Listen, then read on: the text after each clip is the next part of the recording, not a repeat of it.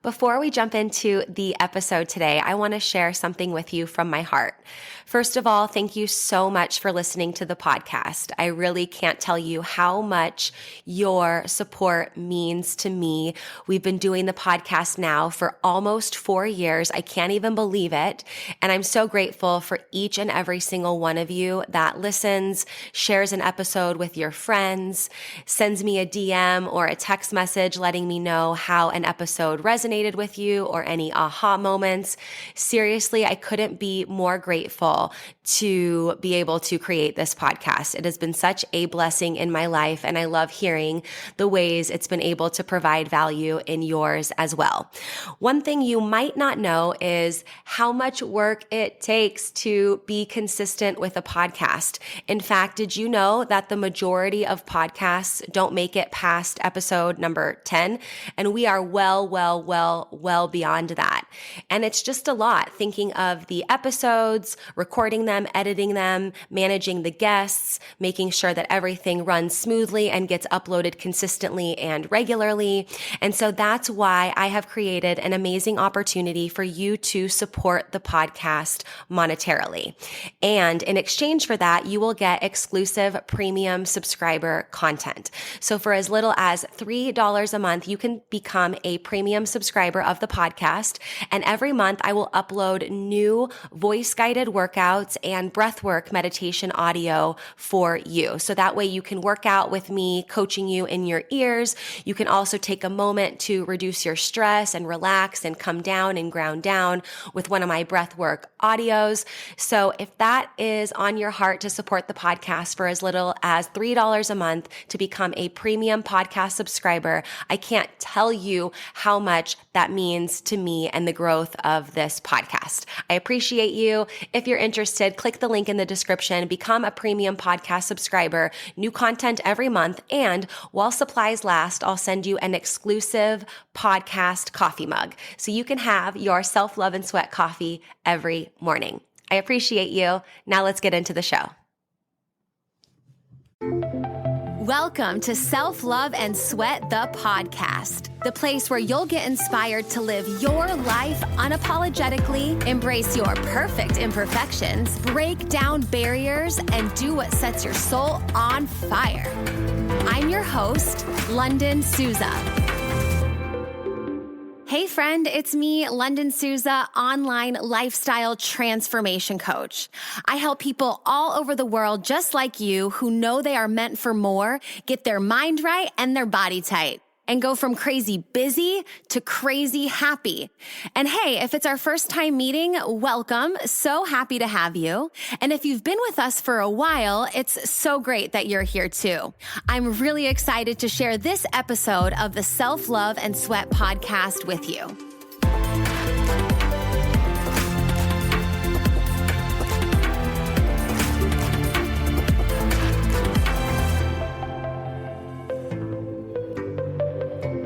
Hello, happy today. Today on this podcast episode, I'm going to talk to you about and feed you a superpower sandwich.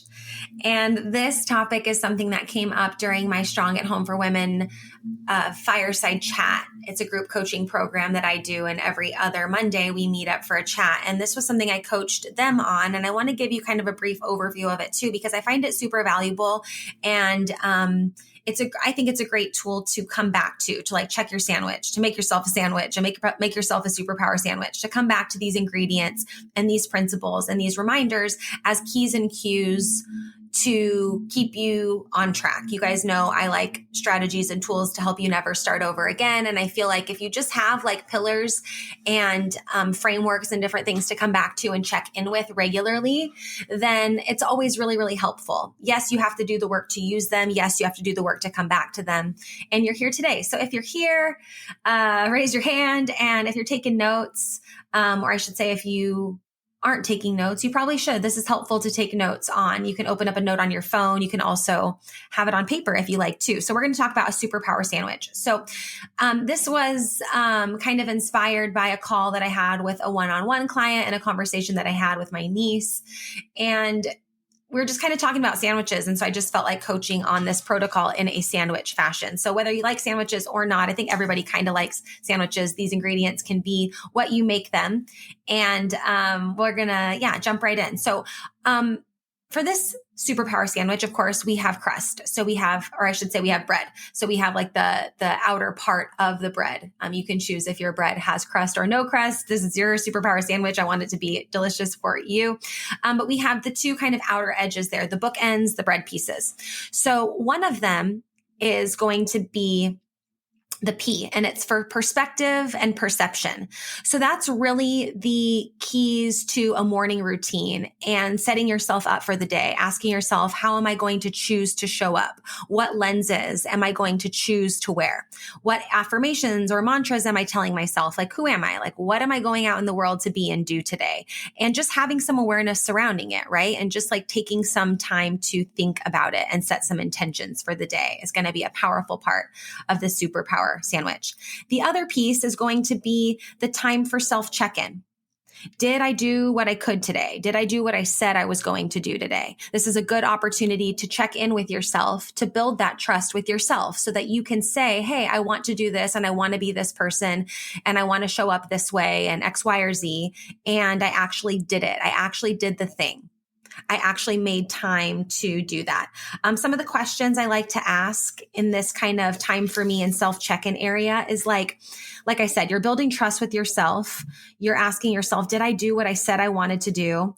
Did I make time to break autopilot today? I think that's a really important question to ask yourself for checking in, because we hear this concept of like living present and in the present moment. And yes, it's a great concept and, something that I love working towards regularly. I find it so helpful and so empowering, but I love the way that I asked this question here is like, did I make time to break autopilot? So it's like, yeah, there's going to be moments when you go in autopilot, when you go back to your old ways of acting, or you go through the motions of certain things, or you just find yourself going through the motions and going up and down and just like not checking in really at all.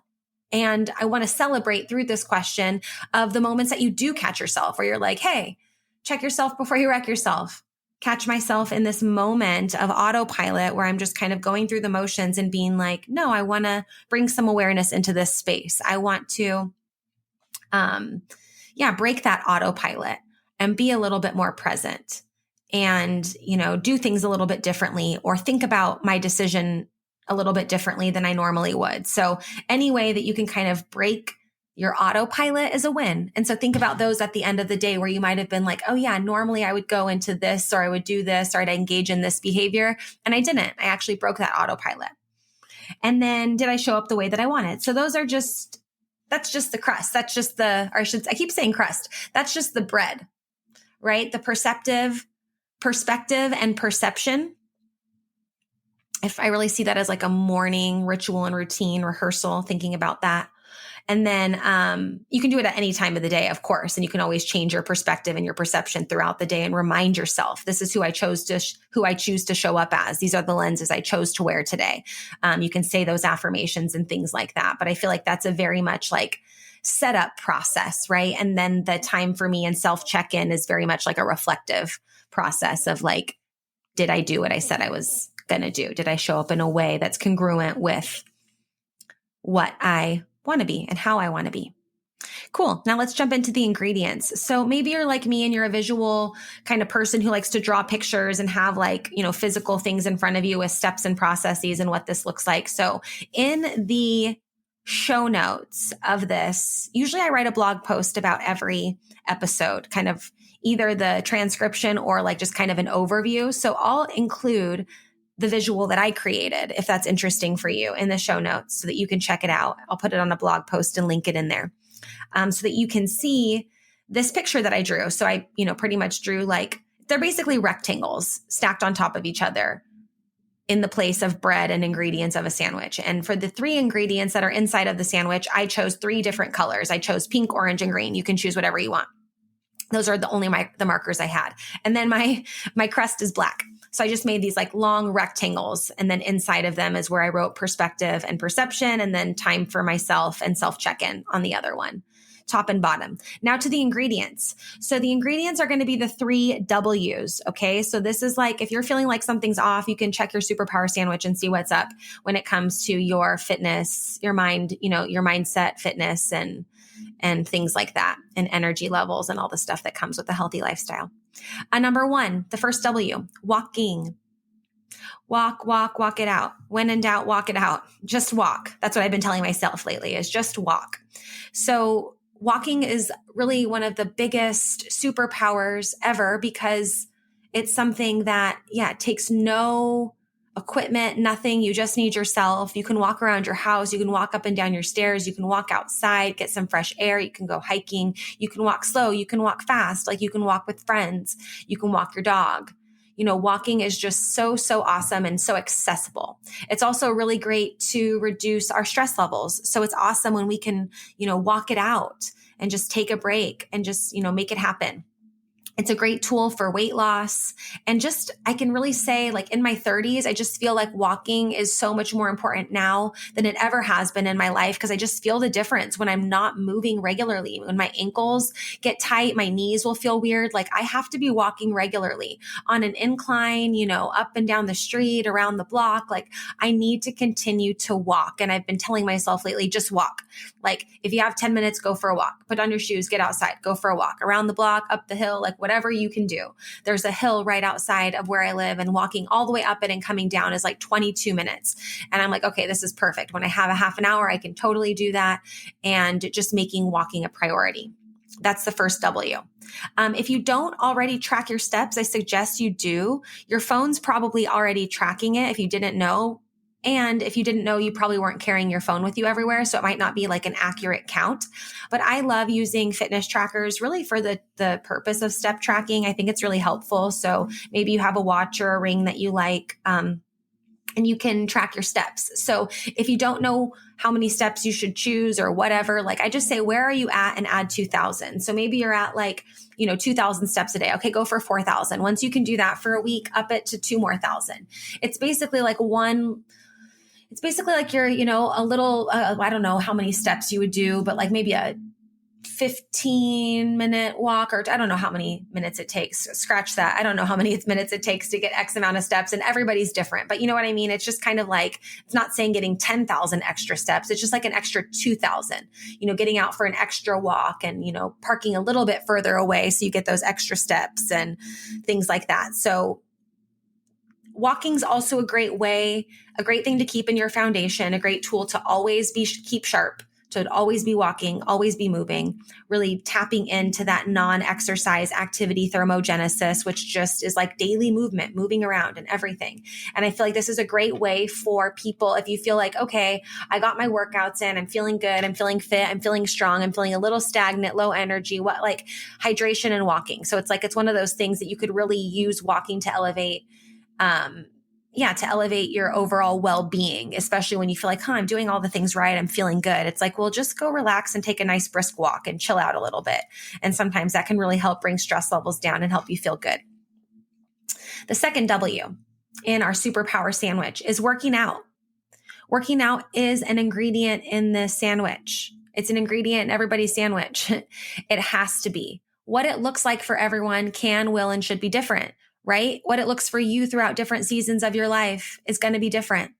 So just know that it always is a player, but it doesn't need to be the same thing you always did. It doesn't need to be the same thing your neighbor did. It doesn't need to be the thing that your partner did, right? It can be something that works for you now, right? Walking has never been as important to me now, or as important to me as it is now. It's just like a huge part of like my workouts actually. And so I know I'm merging 2 of the W's there, but it's just like, it used to be all about weight training for me and lifting heavier and all the time. And it was like, yeah, that's great. And it's also great to walk, and it's also great to yoga, and it's also great to do, I love doing the indoor cycling. So it's like just knowing what your body might need and giving it that. I also lifted some, I've been getting, I love lifting too. I just go through different phases. And so I've been lifting heavy again, and heavy for me. And I realized for some of the exercises I did yesterday, I was like 5, and some of the exercises 10 pounds, between 5 and 10 pounds less in the weight than I normally am. But it's like, and okay, am I a failure? Did I lose, some invisible game or some imaginary game that I made up? It's like, or am I just, that's where I'm at right now. And it's like, I can choose to believe through my perspective and my perception that like, that's where I am right now. And that's where I'm going to be. So yeah, do your thing, and working out always has to be a part of it. So I don't care what that looks like, but make it look great for you. Okay. In terms of like how many days per week, what you're doing, the activation energy to get started, the enjoyment of it, right? I want you to do something that you like and something that's effective.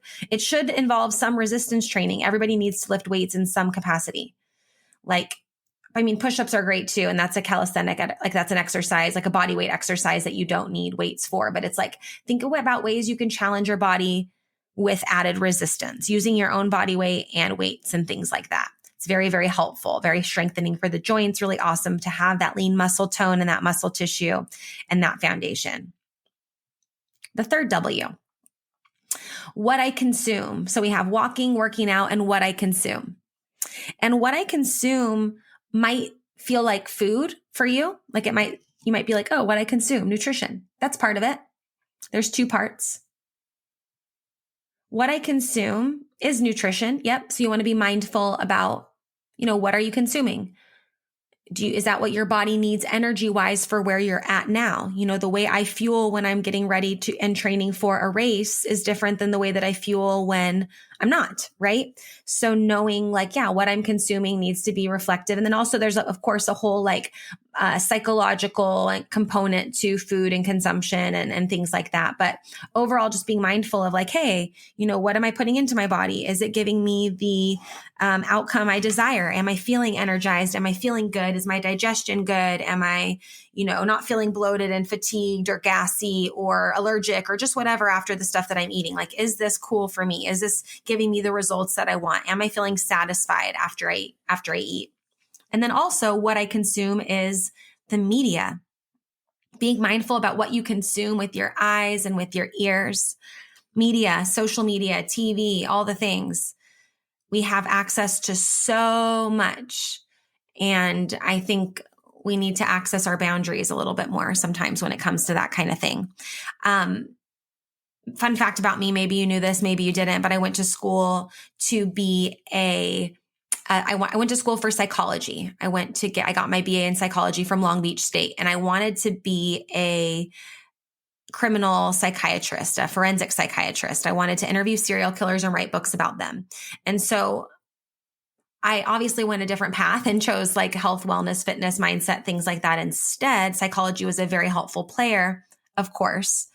And I found myself listening to a lot of true crime podcasts and reading a lot of books and getting involved in a really deep level into a lot of really unfortunate cases.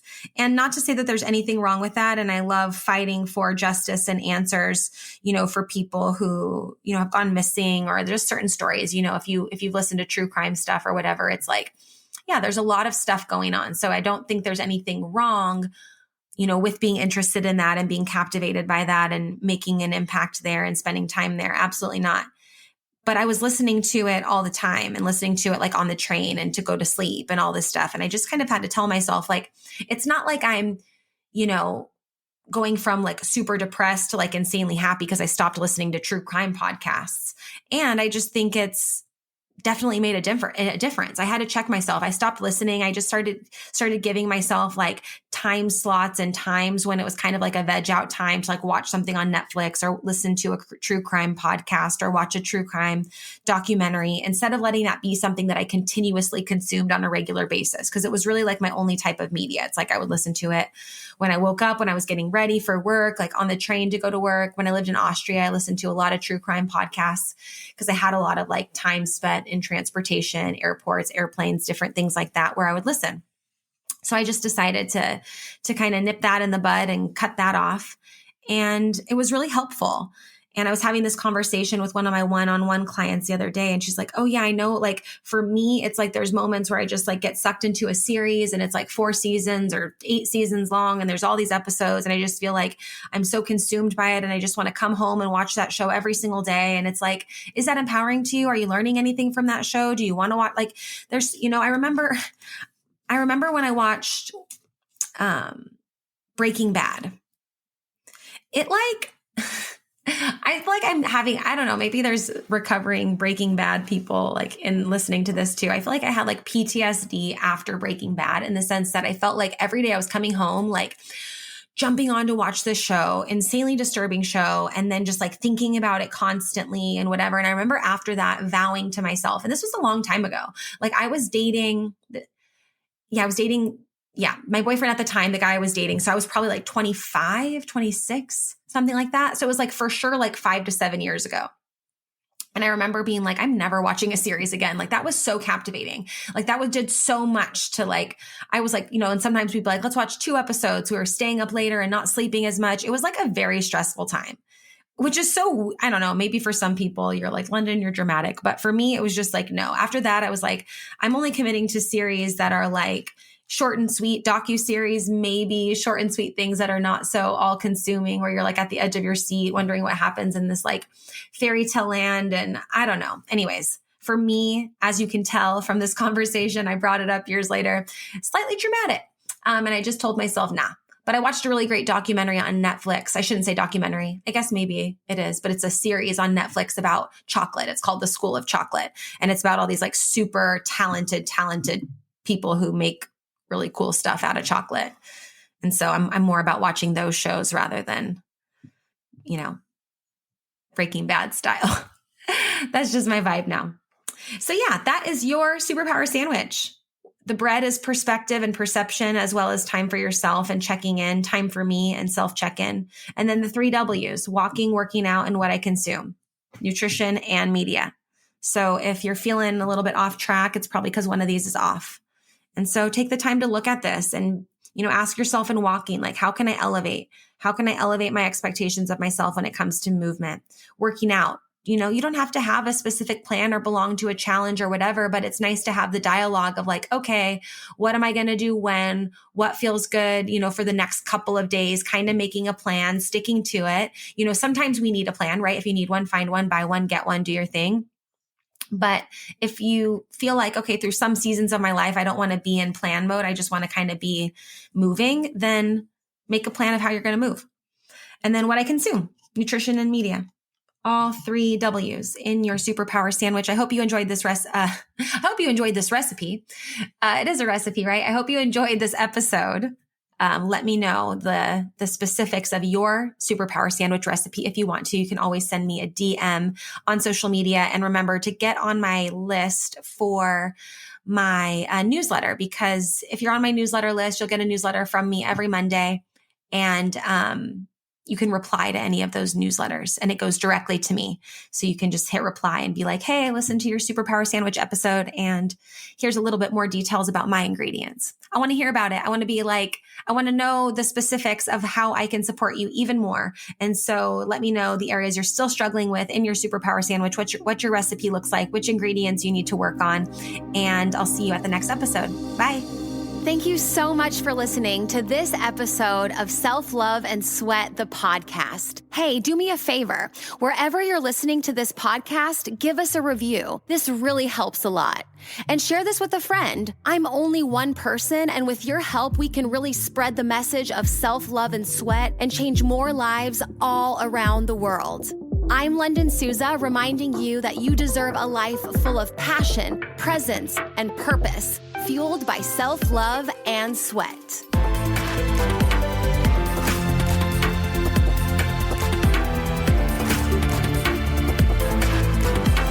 This podcast is a Hit Spot Austria production.